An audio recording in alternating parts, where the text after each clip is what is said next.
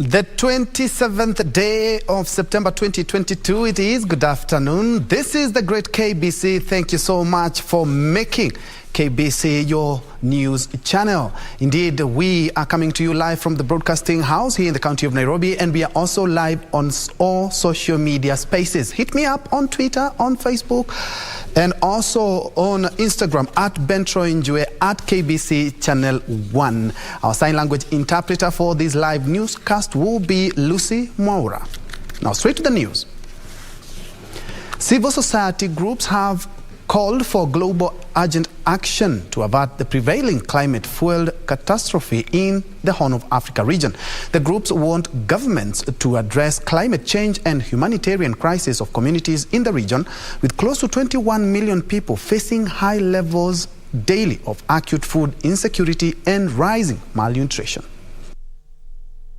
Mithika Mwendwa, the executive director at the Pan-African Climate Justice Alliance, said that the climate and drought crisis has heightened protection risks for women and children, in particular girls, who have become more vulnerable to exploitation, child labor, as well as sexual and gender-based violence. The number of children dropping out of school is rising, with reports of girls being married off by their struggling families surfacing in all the affected countries.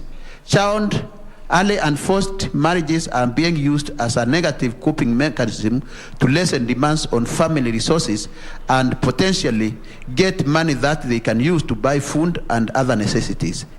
Various civil society leaders who address the media asked the Horn of Africa government leaders to pay attention to the unfolding crisis and ensure transparency in the release of funds to affected areas and the distribution of relief assistance.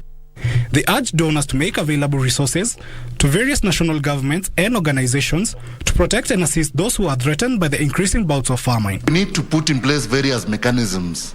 We need to put in place early warning systems where communities then are able to identify drought as it comes at the onset of drought, and then be able to put in place then resilience mechanisms to support these communities to be resilient, for them to withstand the shocks of the climate crisis. The societies further called on the global community to put adaptation on top of the agenda at the COP27 summit and work on implementing the recently approved Africa Union Climate Change Response Strategy and Action Plan. Must move from rhetoric to demonstrable actions by ensuring the target of 50-50 split between mitigation and adaptation finance is not only met but surpassed in favor of adaptation.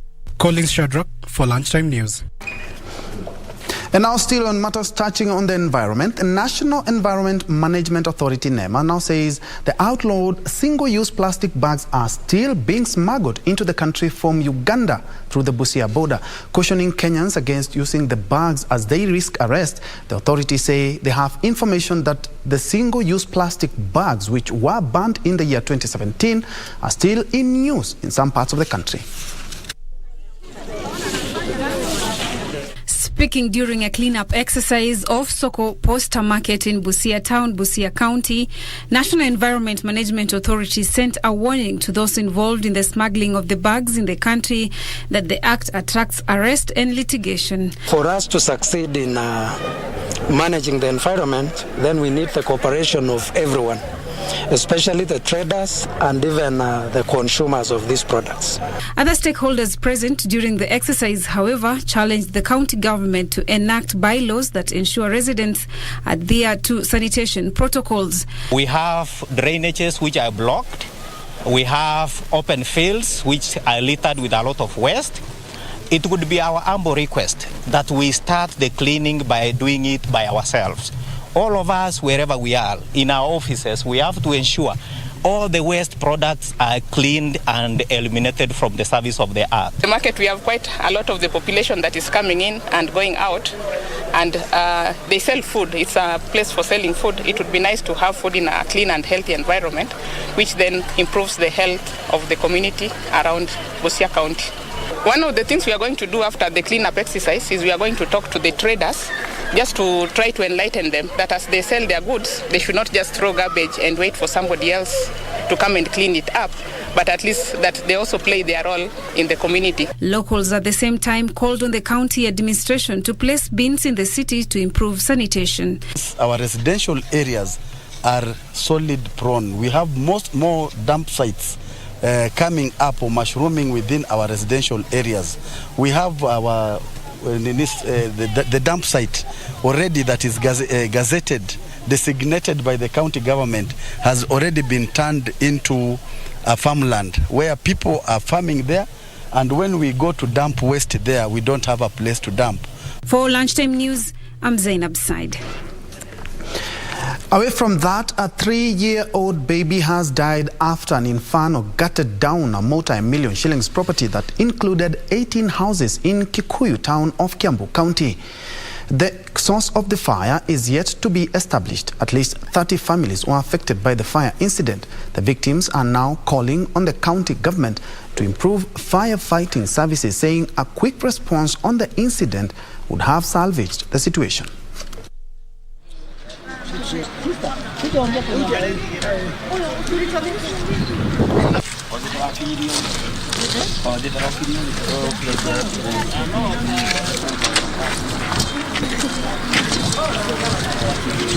Kuna maboma 18 ambao watu walilala nje, na mimi naomba watu wajitokeze, tukuje tusaidiane na hizi familia kwa sababu wengine hata pesa zilichomeka, na ili tuwasaidie wapate mahali pa kulala, watoto wapate chakula. Na pia ni changamoto kwa county government ya Kiambu tuhakikisha kwamba tumeleta magari za kuzima moto na disaster response ikuwe top notch, kwa sababu hiyo ni shida moja tuliona jana. Sisi tulikuwa tunaenda kutafuta mbali. By the way, hapa jirani hapa kwetu sisi tunanga maji. Hapa kwa jirani hapa kwa mwenyewe kukuwa na maji. Maji ilikuwa imepotea kitambo. Sasa kukuwa na maji. Maji tulikuwa tunaendea mbali. Tunakuja na madoo, tunakuja tunasima.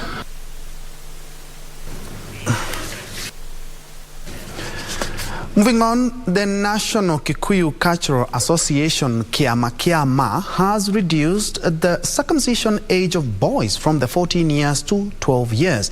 The decision was arrived at after months of public participation sessions that involved views from religious leaders, Ministry of Education, Public Health and parents, among others. In a workshop organized by the Foundation for Dialogue at Regional Police Training College in Ruringu, Nyeri County, the elders said that the core decision of circumcision is at the disposal of parents with children who fall to that age bracket. The rite of passage depends on parents squarely and also on the cultural environment. This came as a necessity to clear the confusion on whether or not boys in grade 6 under the competence-based curriculum CBC were expected to join junior secondary schools from next year. The council called upon relevant education agencies to have a curriculum which takes teenagers through counseling and guidance sessions to enhance societal moral decadence. They have deliberated on the amendment to the curriculum for counseling to reflect the younger ages and include review mentorship during subsequent school holidays. With parents being urged not to grant their sons a lot of freedom after going through the rite of passage, since the cultural environment is key during transition in all education levels. The elders were drawn from Nyandarua, Nakuru, Nyeri, Nairobi, Murang'a, Kilifi, Kirinyaga, Kajiado, Kiambu, Laikipia, Lamu and Mombasa counties. Reporting for Lunchtime News, I am Frederick Parsayo.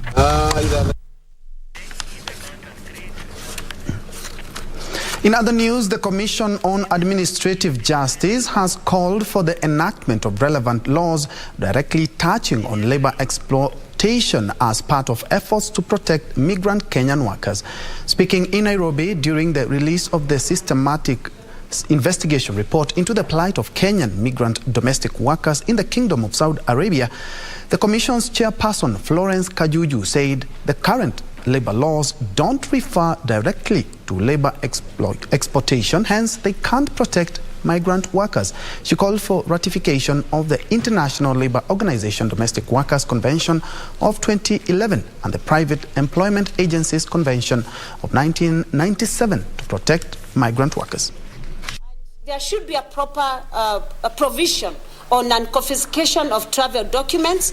And specifically, when our workers are traveling to Saudi Arabia, then they need to be trained properly, because you realize that there is no proper pre-departure training. Because as you travel to a foreign country, and I believe the language they speak is Arabic, they are not properly taught or trained, or even they are not exposed to proper training in terms of their Arabic language for them to be able then to relate with their employers.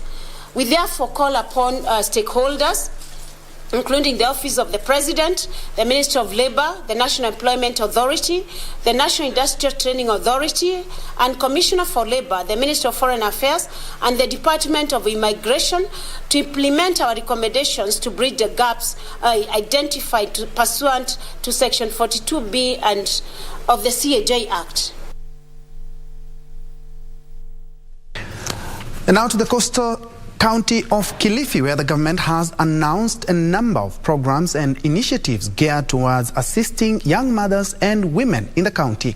The county's Deputy Governor Florence Chibule said the county government has embarked on stories of change among the girls with an aim to empower them economically through several initiatives. The Deputy County Boss spoke when she visited the Moving the Go post offices in Mnarani to congratulate the local team that has been promoted to the Women's Premier League, where she said they are looking to enroll more young girls and mothers in TVETs so that they can harness their skills.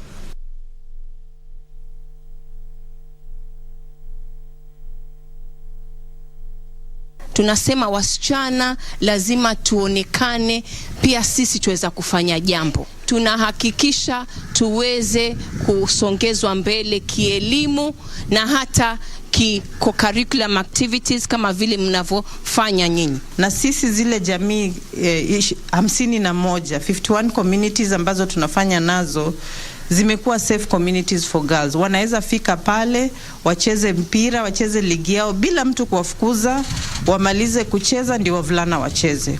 Wakicheza katika kitengo kama hicho, tutaweza kupatia nafasi wasichana wetu kuonekana na hata pia kwenda kucheza nchi za nje. The organizers of the International Conference on AIDS and Sexually Transmitted Infections in Africa, ICASA, has called for the strengthening of health systems in Africa to enable them to deal with epidemics in the continent.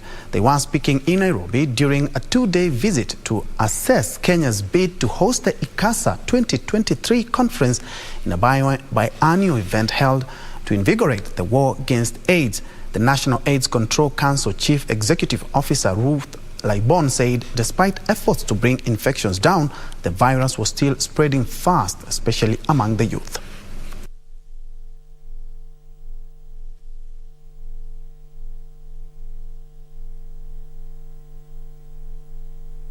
And the assessment visit is for 2 days. We need to see all the stakeholders and see at which level are they committed to welcome more than 15,000 delegates across the world.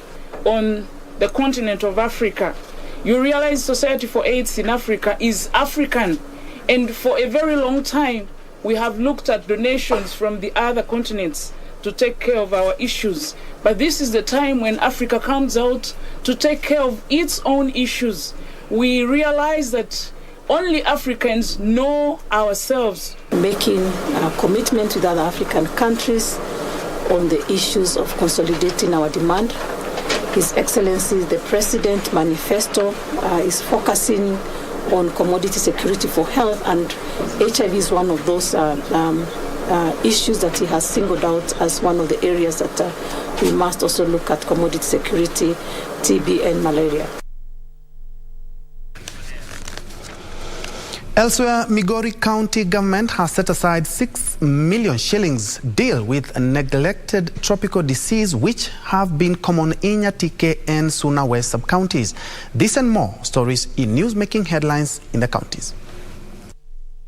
According to county health officials, the number of people visiting facilities with bilharzia-related symptoms is on the rise, and therefore there is a need for the department to be proactive. The officers cited Nyatike and Suna West sub-counties as the most affected due to proximity vector-infested water bodies. So we'll be doing this for the next 3 years to consistently and sustainably implement the strategies that have been thought out well, so that we see if we can do away with such kind of diseases. Elsewhere, the government has been urged to improve the infrastructural condition of most rural schools in Kakamega, which are in a dilapidated state. Speaking during an anti-Jiga campaign at Marula Primary School, the public health officer for Lugari Ward, John Ombuna, said the squalid structures contribute to the spreading of jigas, which become uncontrollable. Na tukiangalia vile madarasa zipo, tukiangalia hata mambo ya usafi kama afya, shule kama hii inafaa ikuwe ilifungwa kitambo. Lakini pia ni mambo ya community vile inaania ni ownership ya community. Wanatuuliza swali moja kwamba tukifunga shule watoto wetu watasoma wapi? So tunaomba tu serikali waangalie ile eneo bunge la Lugari Ward, Marakusa location. Tuweze kupata kazi mzuri, tuweze kupata njia mzuri. While a section of persons living with disability drawn from various parts of Kajiado County have staged a peaceful demonstration in Kajiado Town citing discrimination. Led by Kajiado PWD's chairman, Samson Tipape, they said they have been shortchanged and denied 2 slots, both male and female, in the county assembly. We have put a case in the court and we will pursue it to the bitter end to ensure that we get justice, because we feel that we have not been given justice. In Narok, young people have been challenged to take up technical and vocational education training. The county says it has partnered with private institutions to help those who graduate secure job opportunities. This platform ensures that the youth of this county will get jobs in the clean energy sector, will also be reskilled and upskilled to enhance their capacities to deliver in the clean energy sector. We are ready to give these people the chance to help our youths, in that this is what will reduce the youth unemployment issue. Finally, female members of the Kericho County Assembly have recorded statements at the Kericho police station following alleged sexual harassment by their male counterparts. The female MCAs claim they were allegedly harassed by a section of their male counterparts by using vulgar language during their 2-day induction at Siala Resort in Kisumu. As women, when we are given a chance to work for the people, when we are given an opportunity to lead, it's not that we are being favored because we are female, but we are given an opportunity because we deserve and because we also qualify for those positions just like any other person out there. Edwin Austin for Lunchtime News. And from counties to the House on the Hill, where President William Ruto has convened his first cabinet meeting 2 weeks after his swearing in. And though he is yet to name his lineup for the cabinet, the president met members of the cabinet largely drawn from retired President Kenyatta's reign. The meeting comes in the backdrop of rising insecurity in the north of Kenya and a biting drought in more than 7 counties and threatening to spread to other counties.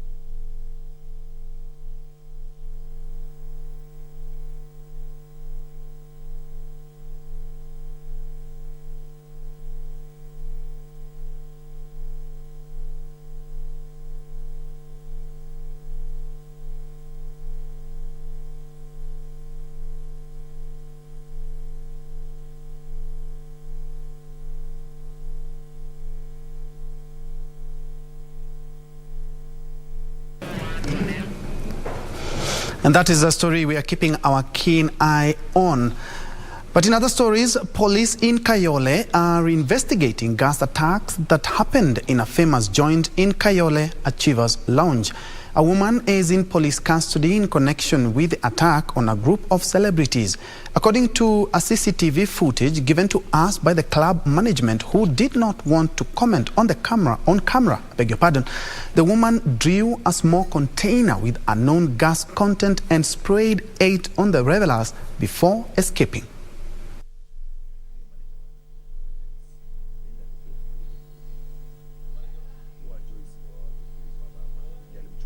Huo madam alizuiliwa na au bodyguards wa club au bouncer, ndo alimzuilia asiguzwe na mtu. Polisi wakamkujia, akapelekwa Obama police station. Mpaka sasa hatujajua hiyo kemikali ilikuwa gani, lakini tuko na picha ya hiyo kemikali na bado uchunguzi unaendelea kufanywa ili tujue hasa hiyo dawa ni ya aina gani. Mimi naongelelea wasanii. Leo ni Joyce wa mama amefanywa hivi. Kesho ni Samido. Kesho ni Gatutura. Haki ya msanii iko wapi? Serikali imeweka wapi msanii? Security ya msanii ndio tunatafuta.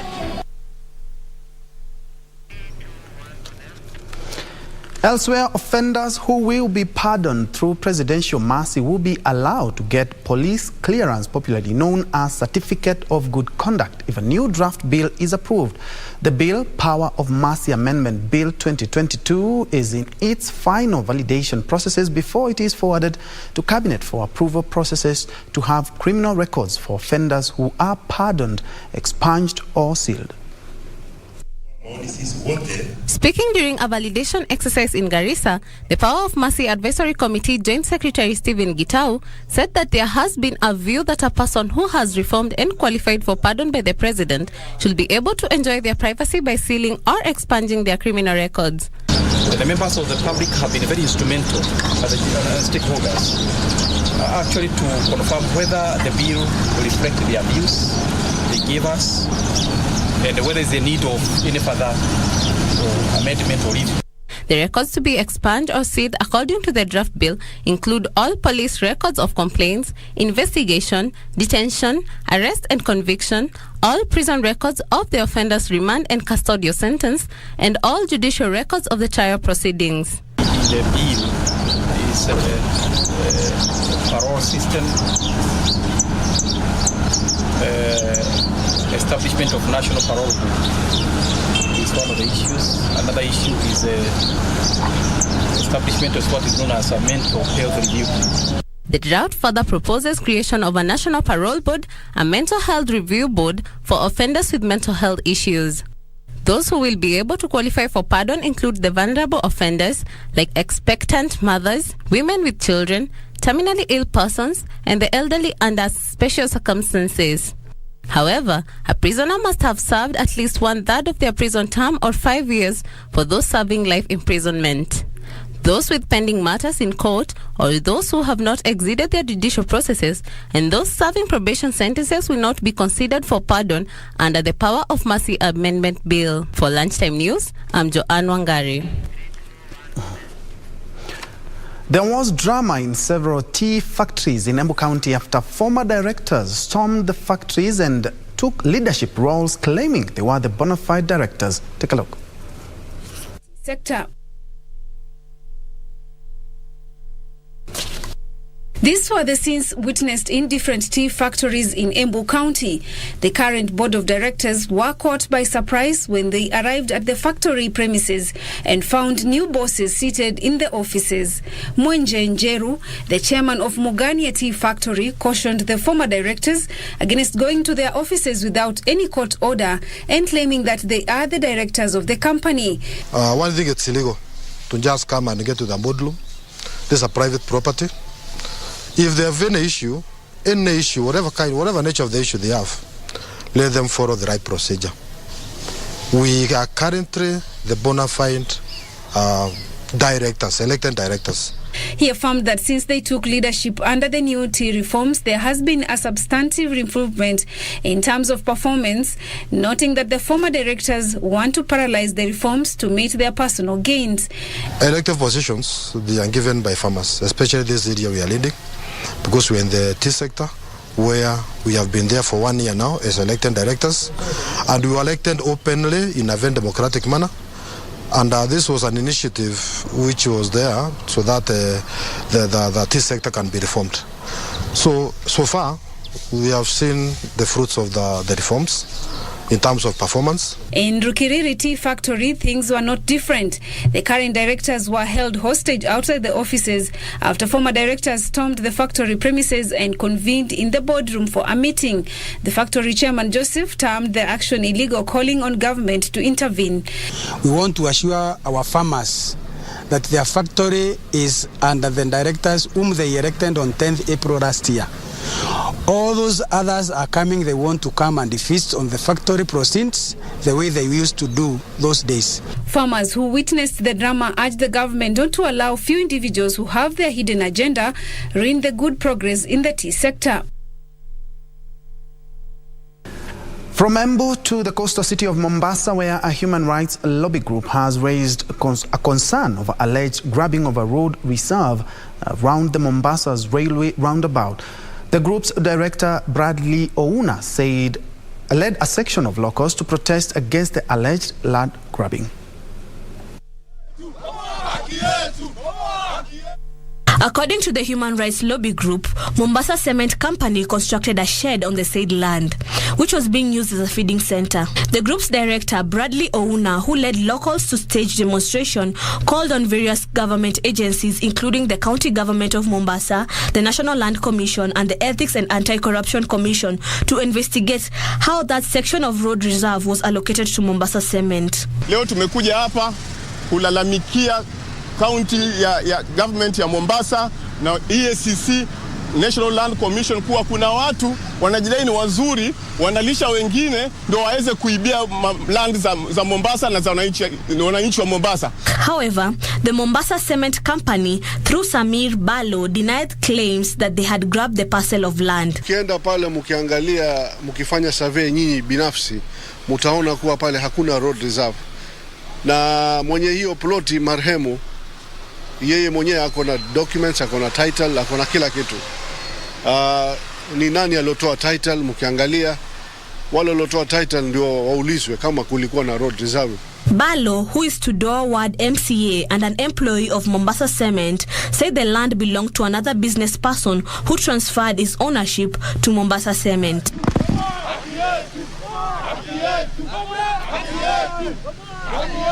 Mbesa Kuria for Lunchtime News.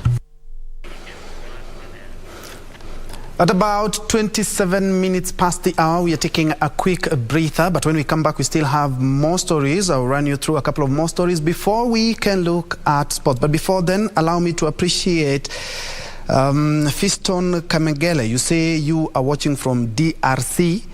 We also have Pauletta Vibe. You say you're watching. Daniel Keimat watching live from Kangaten, Ethiopia. Together you are watching from Mandera. Ali Hamza. Lintari Kamenyi, you say you one-on-one from Meru County. Let's have that breather, then we come back.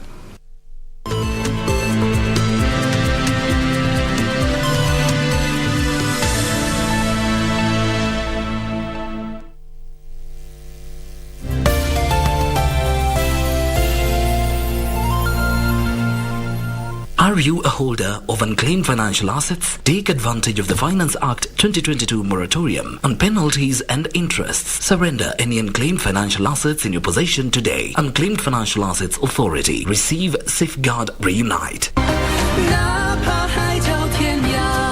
He has no choice but to become the king. And he reigns until he finally passes away at 60. A tragic life. It's not an option for me. But if you go, no one will notice. What is it that you need me to do? I know this is all very sudden. I hope you can accept this. I'm very sorry about this.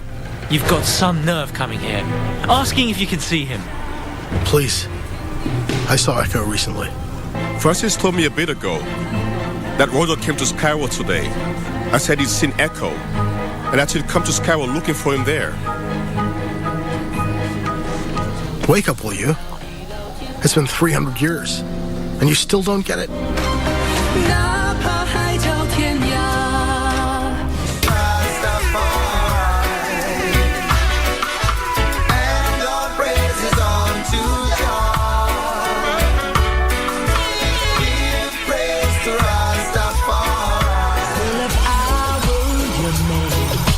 I'd make the impossible possible.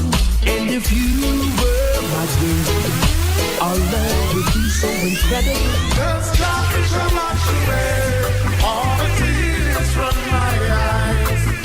In times when the storms and the tides are raging high. Yeah, you are my African queen. I say you are the girl, my king. You take the way I never. Do you have a news story to share with KBC? Get in touch swiftly on email news@kbc.co.ke or call 0723 892 654 or 0734 780 124.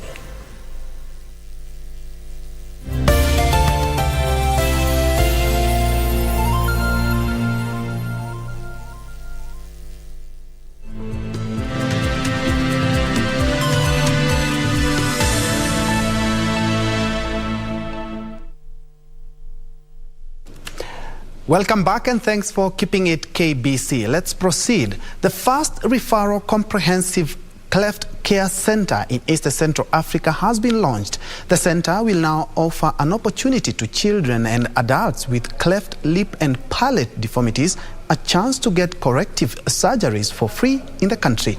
The Bella Risu Medical Center is one of its kind in Eastern Central Africa.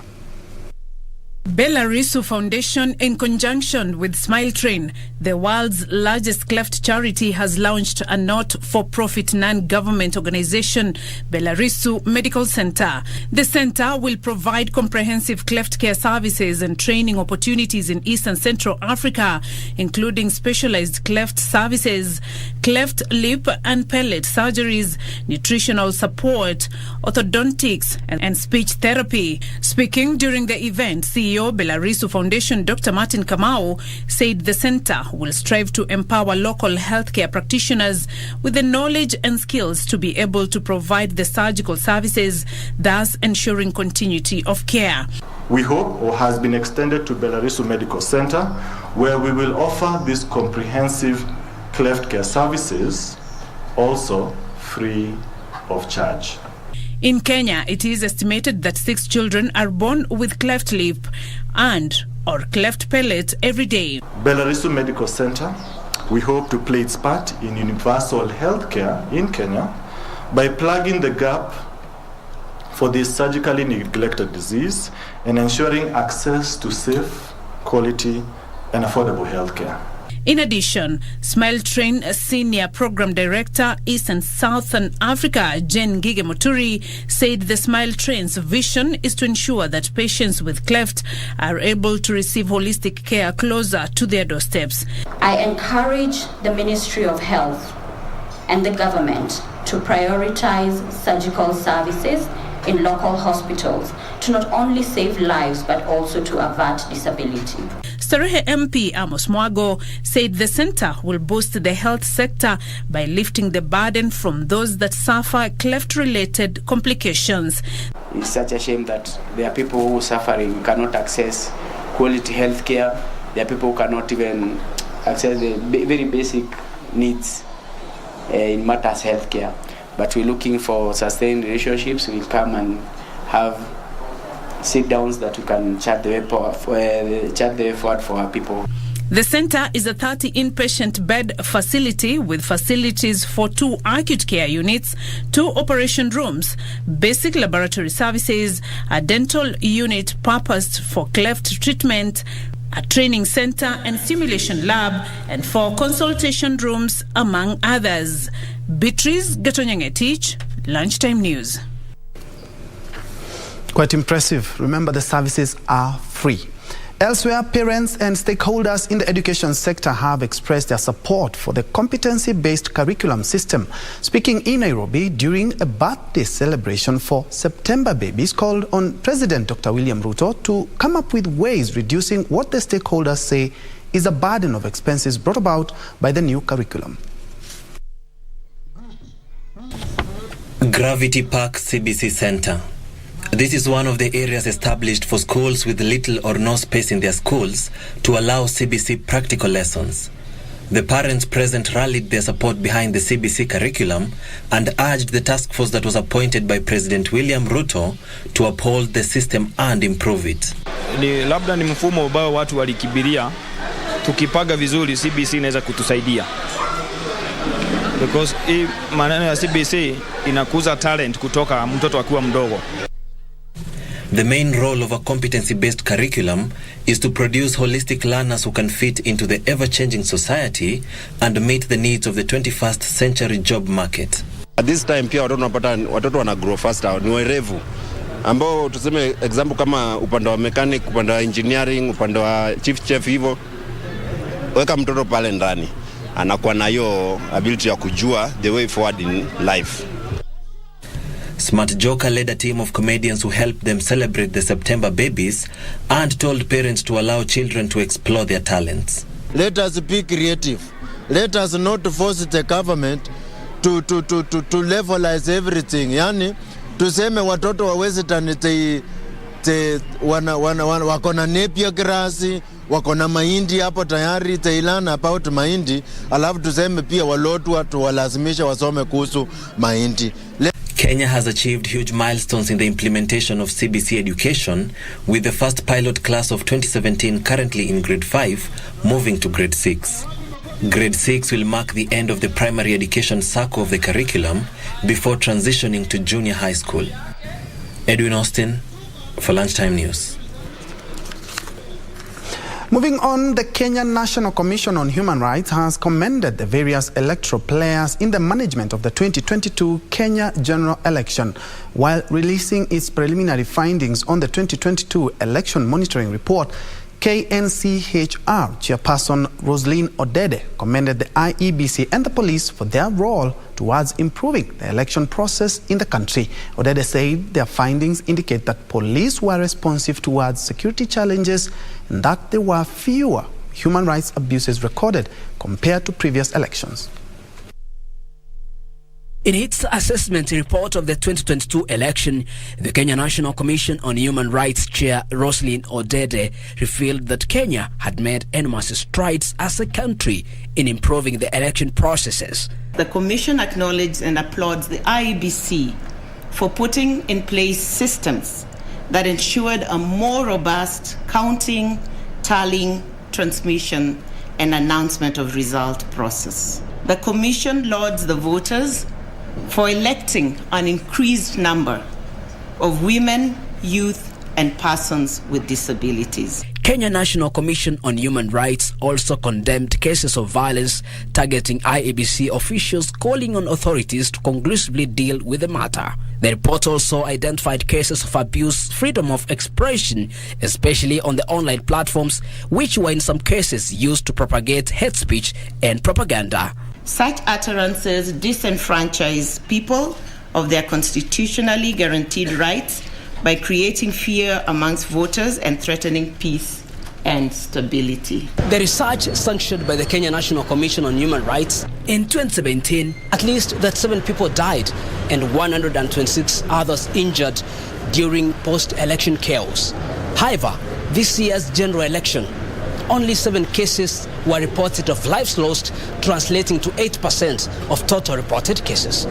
On her part, the Independent Policing Oversight Authority Chair IPOA Annie Makori applauded the police for their professional conduct, noting the police were better organized and prepared to handle security challenges that arose. Her sentiments were echoed by the police spokesperson Bruno Shioso. And this was commendable and a milestone towards police reforms. We can all see the benefits and the achievements of police reforms. So we also thank the people of Kenya for maintaining peace to a large extent when compared to the past election cycles. As the National Police Service, we are always pleased to be part of this auspicious process, not just from the fringes, but being at the center of it all. And 2022 wasn't an exception. Well, the Electoral Commission made concerted effort to ensure the conduct of a free, fair, credible and transparent elections. Unprecedented threats to the Commission and its staff were witnessed, including abduction and murder of a returning officer. Andrew for Lunchtime News. In other news, 58 people have been hospitalized in different hospitals after allegedly consuming carcass of a camel in Kerio area of Turkana County. And according to residents, the spate of hunger has made locals to consume carcasses, this even as they call on the government to intervene and supply relief food in a bid to prevent more deaths.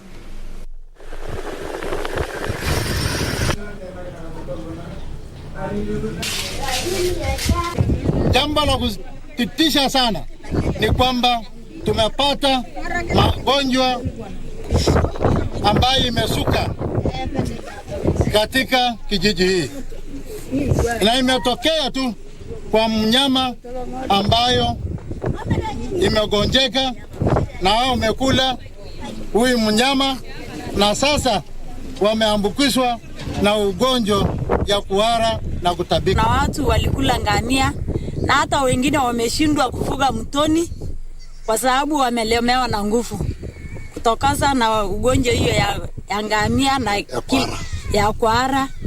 Hatujui sasa tumeumia kwa sababu ya njaa. Njaa imeumiza watu na pia nayo mbuzi yetu yote imekufa plus, na hiyo ndio ilikuwa inatusaidia. Kweli imeumia kweli kwa sababu sasa nimepata dawa ili alipata lakini amebaki njaa.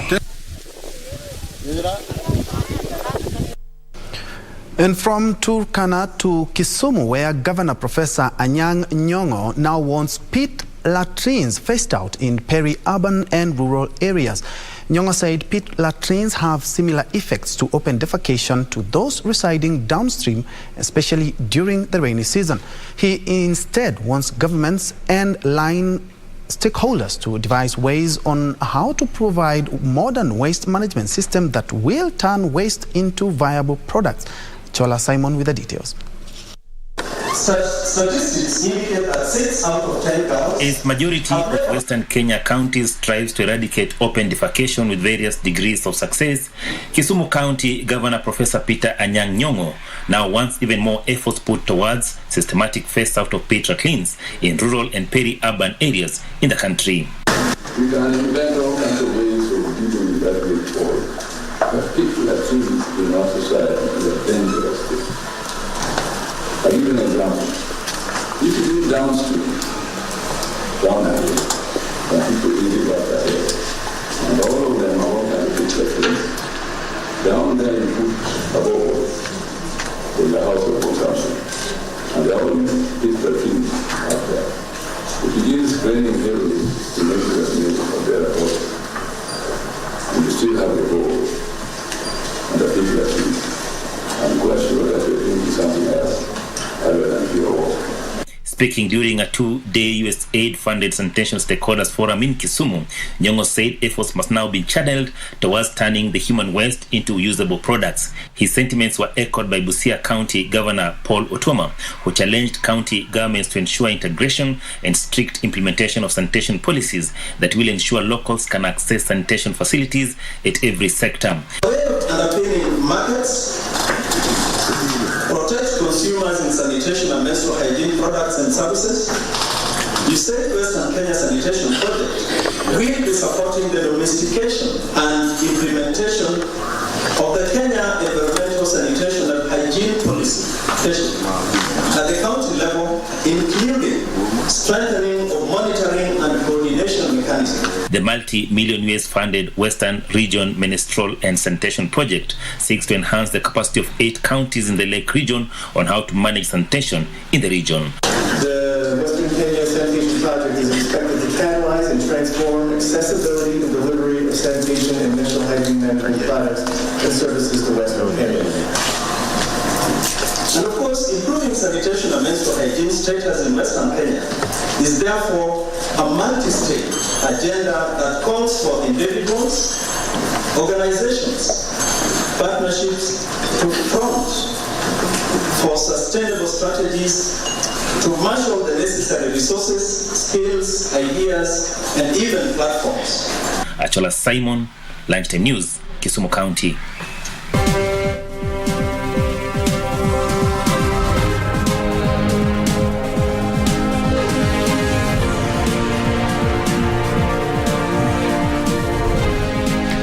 In business, more than 50% of construction sites have been suspended in the last 10 years over non-compliance and lack of requisite permits.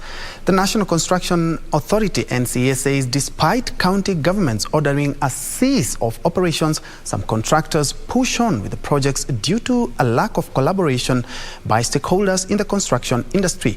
Public Works and Transport Principal Secretary Solomon Kitungu has directed, the National Construction Authority to ensure inquiries on collapsed buildings are done within 2 months. In the last 10 years, the National Construction Authority has registered 40,000 contractors and 110,000 site supervisors. The authority has also accredited 20,000 construction workers, and 8 contractor registers have been published, with 4 still pending. Despite this track record, collapsed construction sites are still witnessed across the country, the latest being the one reported yesterday at Kirigiti, Kiambu County. It was suspended in April when it was on the first floor. And the following day, the county government of Kiambu issued an enforcement order. But in between, what are the gaps? So those are some of the things we are saying. Let's streamline the relationships. Let's streamline the relationships so that we have continued presence. We have continued presence where buildings are taking place. Now, of course, because it's already a case of collapse, we've launched investigations, and as you see, we have a 2-month window to conclude the investigation and the inquiry so that the report can now be used by the relevant agencies for action that will be necessary as per the findings of that particular investigation. The National Construction Authority has issued a stern warning to contractors overseeing non-permitted projects, saying assessors are making rounds with the aim of bringing to book those who do not comply. Once you've come up with what we call your plan to do a building, the first thing you have to seek for is county approval so that you get development control permission. Then after that, of course, you identify a contractor. Then you move to site. Of course, for that approval to be obtained, you have to identify the professionals, the architect, the engineer, the quantity surveyor, as the scope may be, and then a competent contractor registered by NCA. The National Construction Authority is also proposing a revised evaluation criteria to mitigate the damages caused by avoidable building collapses. A National Construction Authority will complete the inquiry which is required under the law within a period of 2 months. That then makes sure that all the other authorities, we are able to inform them.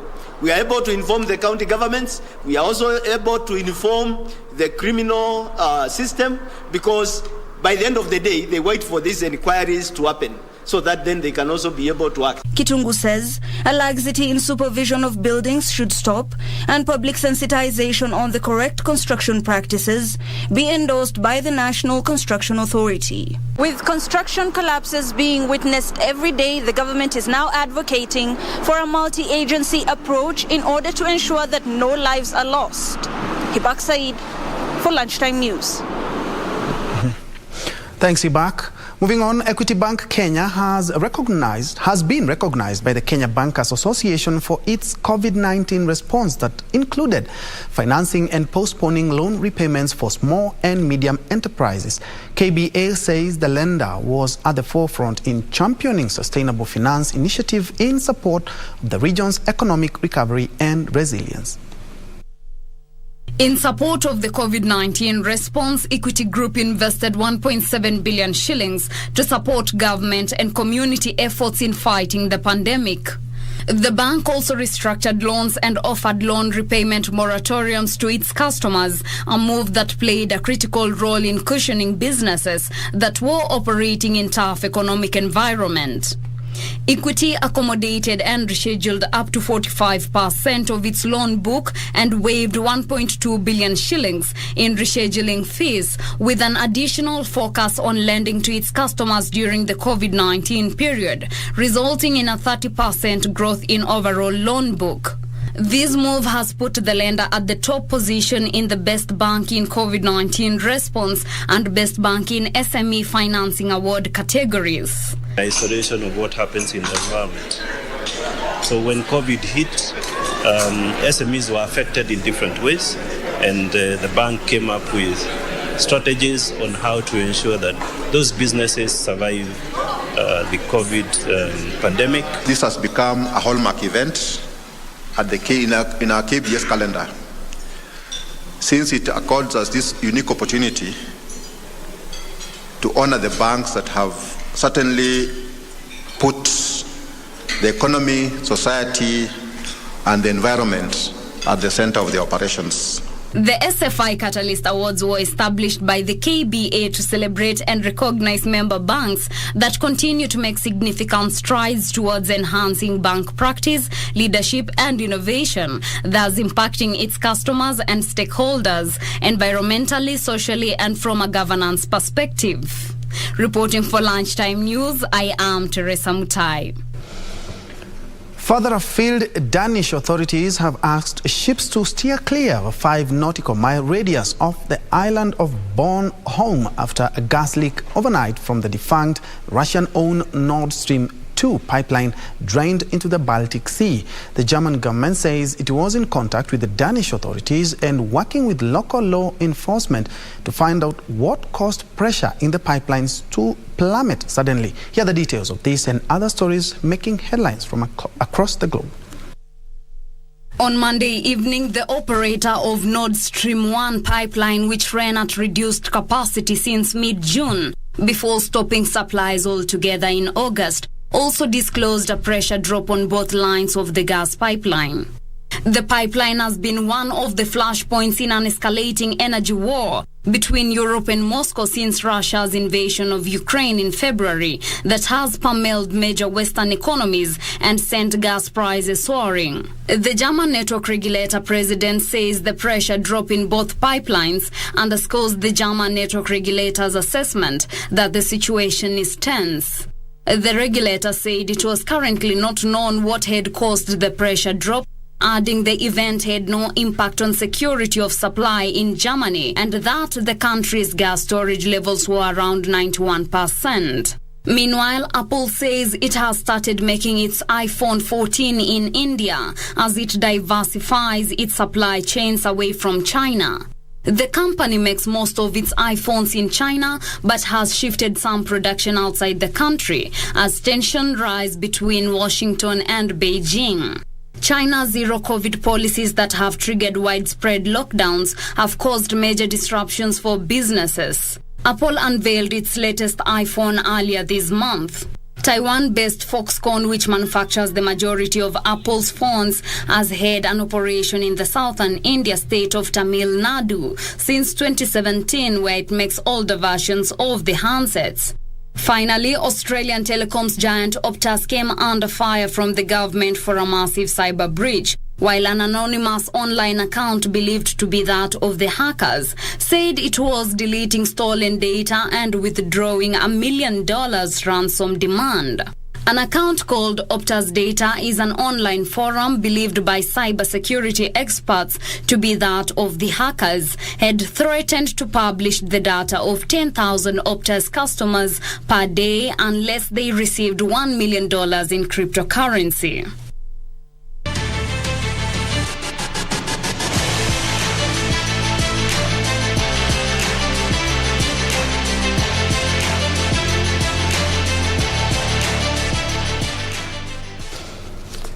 And in sports, Chelsea forward Kai Havertz has scored a brace as Germany forced a 3-3 draw against England in a UEFA Nations League match at Wembley Stadium.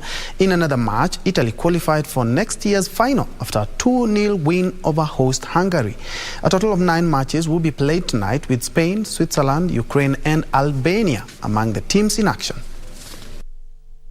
England scored 3 goals in 12 minutes of the second half in a 6-goal thriller against Germany in their last match of Group A3. And return the favour.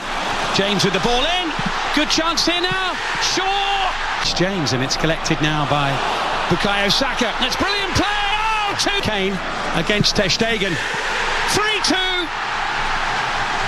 In Budapest, Napoli forward Giacomo Raspadori and Federico Di Marco scored in each half as Italy beat Hungary 2-0. Rolled in cutely for Cristante. At the Stadionul Rapid Giulesti, George Puskas scored twice as Romania overcame Group B3 leaders Bosnia 4-1. Chance for the shot, Banku. Pushed wide, Banku turned in. Is Cordea. Puskas wants it played back to him, George Puskas! In tonight's matches, Portugal host bitter rivals Spain at Estadio Municipal de Braga in the Iberian Derby, while Switzerland welcomes Czech Republic, Scotland clashes with Ukraine, Cyprus are away to Kosovo, Republic of Ireland play